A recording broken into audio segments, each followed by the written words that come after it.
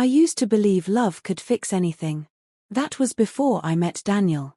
He was the kind of man who made promises like they were prayers. He looked me in the eye and said, "You're the only one I'll ever love." And I believed him every single time. We met at a friend's birthday dinner, and within weeks, he had me wrapped around his charm. He said he loved how focused I was, how I made plans for everything. I thought we were building a future together. I didn't know he was already building one behind my back. For 3 years, I paid half the rent, bought groceries, cooked his meals, even helped him start his business. I called it ours. He called it his thing. Then one night, I saw a text on his phone.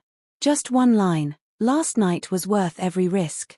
My heart didn't break, it burned. This is Revenge by Fancy Home of Betrayal, Heartbreak, and Ultimate Payback. Subscribe and join a community that knows karma never forgets. That was the moment I decided I would never be the same woman again. I didn't confront him that night. No, I smiled, kissed his cheek, and said goodnight. My silence scared him more than words ever could. I began to watch him closely. The phone he never let out of sight. The late-night business calls. The extra shirts suddenly appearing in our laundry basket. Every lie has a rhythm. Daniel's was predictable.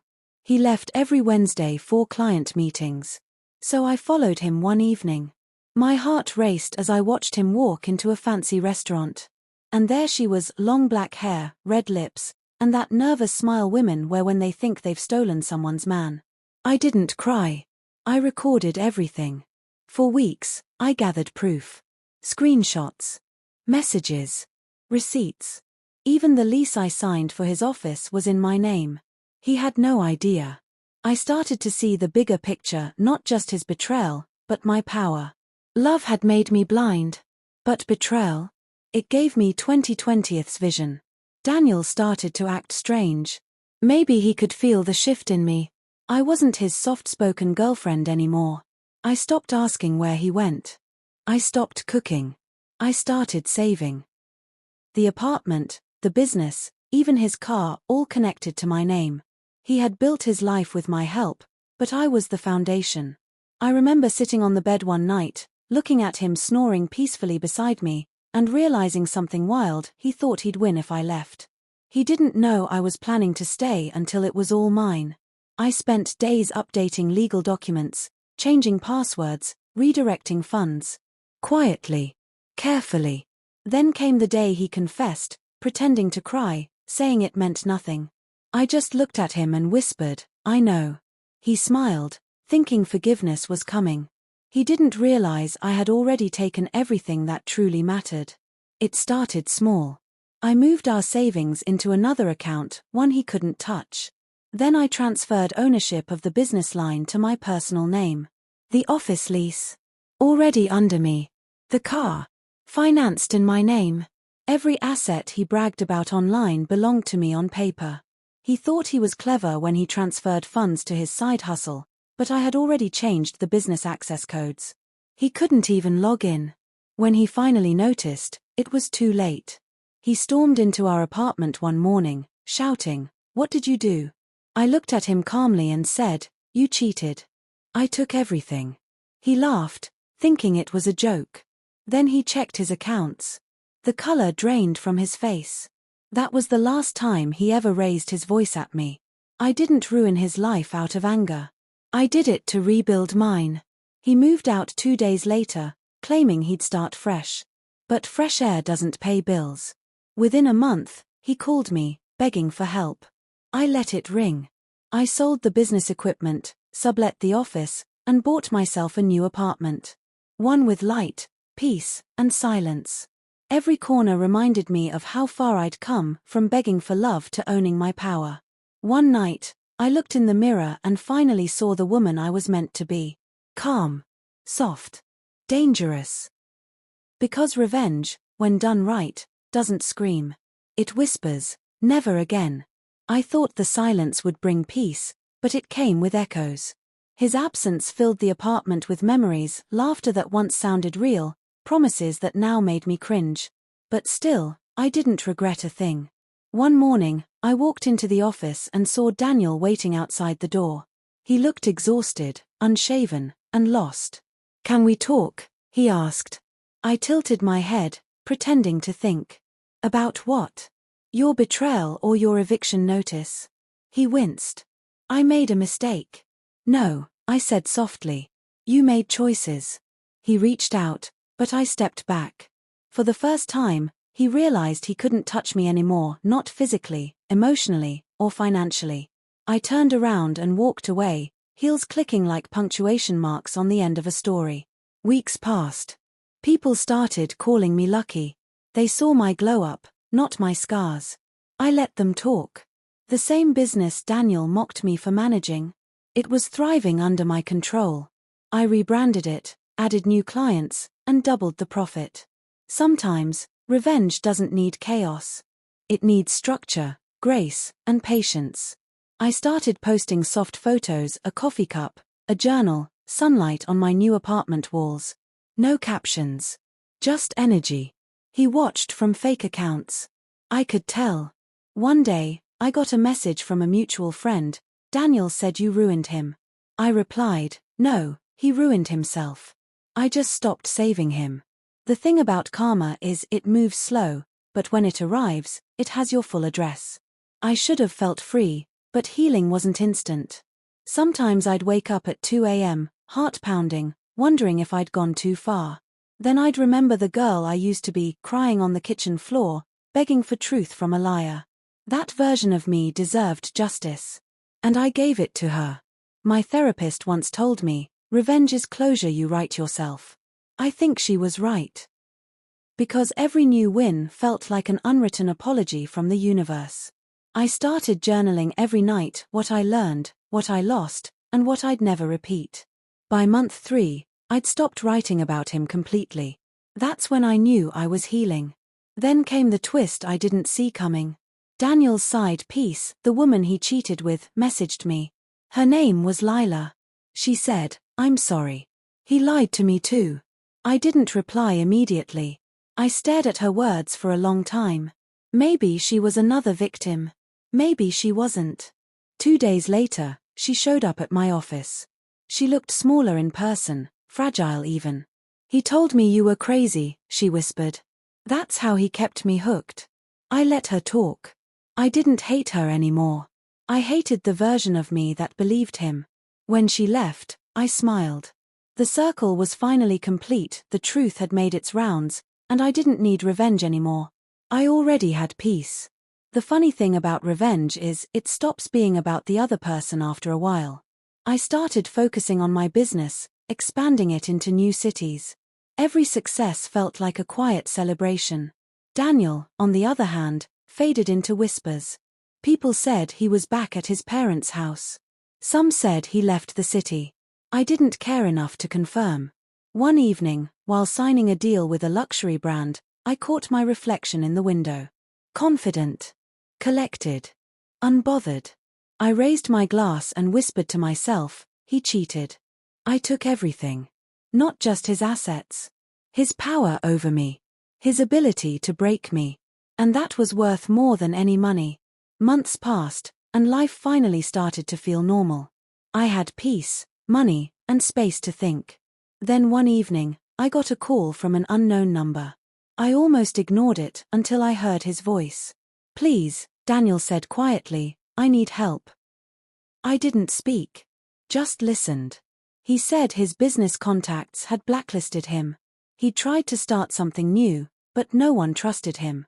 "You're the only one who ever believed in me," he said. I wanted to laugh. I used to think that line was romantic. Now it sounded pathetic. "I'm sorry, Daniel," I said calmly. "I don't help people who break what they can't afford to lose." Before he could reply, I ended the call. For the first time, I didn't feel anger. Just peace. Some people only learn respect when silence replaces forgiveness. I spent that night reflecting on everything. The pain. The lessons. The rebirth. Healing wasn't about proving him wrong, it was about proving me right. About trusting my instincts again. I realized I wasn't angry at love. I was angry at how easily I gave it away without boundaries. Now, love would have to meet me halfway. I joined a business women's network, met new people, and started mentoring young entrepreneurs. I taught them two things: document everything and never mix love with contracts. Whenever I told that part, they'd laugh, not knowing it came from blood and tears. But deep down, I knew the truth: the best revenge is to become so whole that breaking you again becomes impossible. Then came the day I saw him again. It was at a conference downtown. He looked different, older, heavier, defeated. I almost didn't recognize him. He saw me across the room, eyes widening. I wore a white suit, hair up, confidence like perfume. He approached slowly. "You look incredible." I smiled. "I know." He laughed awkwardly, then said, "Can we start over?" I tilted my head. "Daniel, the last time we started over, I lost myself. I won't make that mistake twice." He sighed. "You really changed." I looked straight into his eyes and said, "No, I just remembered who I was before you." Then I walked away. That night, I couldn't sleep. Not because of him, but because I realized I finally felt nothing. No hate. No pain. Just quiet strength. I lit a candle, sat by my window, and whispered to myself, "You did it." My reflection in the glass looked like a stranger, stronger, softer, free. I thought of the girl I used to be, crying in secret, and wished I could tell her, "You'll get everything back and more." The next morning, I wrote one final note in my journal. Closure isn't revenge. It's peace dressed as power. Then I closed the book. A year later, I got an invitation to speak at a women's empowerment summit. The topic: rebuilding after betrayal. As I stood on stage, telling my story, carefully edited, of course, I watched the crowd lean in. Their eyes held pain I once knew too well. When I said, "He cheated," but I took everything back: my time, my confidence, my peace, the room went silent. Then came applause. Afterward, a woman hugged me and whispered, "You gave me hope." And that was the moment I realized, revenge had turned into purpose. Success has a funny way of making the past shrink. A year ago, I was crying over a man who lied for sport. Now, I was being featured in a magazine for young business owners to watch. I took the interview call in my home office, the one I'd once decorated for us. Now it was filled with my energy, my scent, my dreams. The journalist asked, "What pushed you to start?" I smiled. Pain. And the need to never depend on anyone who could use love as leverage.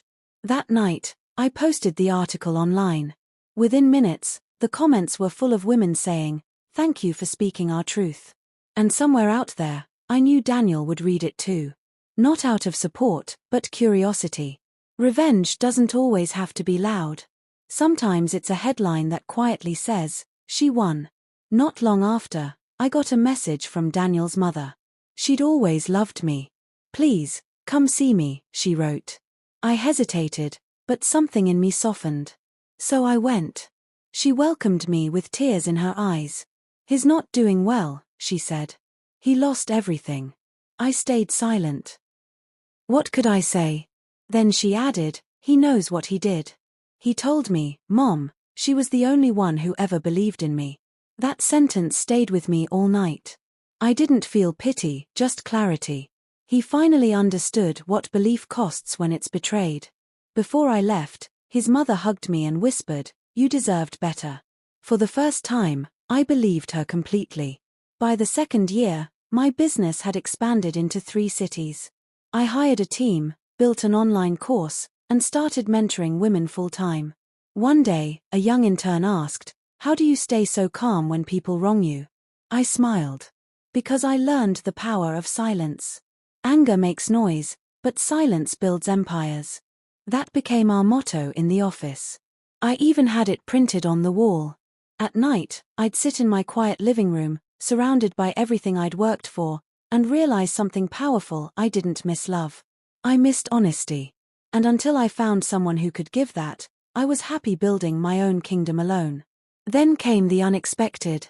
One evening, while checking my emails, I saw a name that froze me for a second: Daniel. The subject line read, "Thank you." I opened it. His message was short. "I wanted you to know I'm sorry. You were right about everything. Losing you was the lesson I needed to grow. I hope you're happy now. I stared at it for a long time, my emotions calm, steady. Then I typed back one line. I am. And pressed send. That night, I slept like a child. Peace feels strange when you've lived in chaos. I woke up early, made coffee, and watched the sunrise through my balcony glass. The world felt quiet, balanced. I thought about everything, the lies, the tears, the rebuild. And I realized I didn't just take everything from him. I took everything back from my past self. I was no longer the girl waiting for love to validate her. I was the woman who built her own worth. When I looked around my apartment, I saw trophies of resilience. Not things, but moments. The business. The freedom. The peace. And in that silence, I whispered, he cheated. She took everything. But this time, it wasn't revenge. It was closure.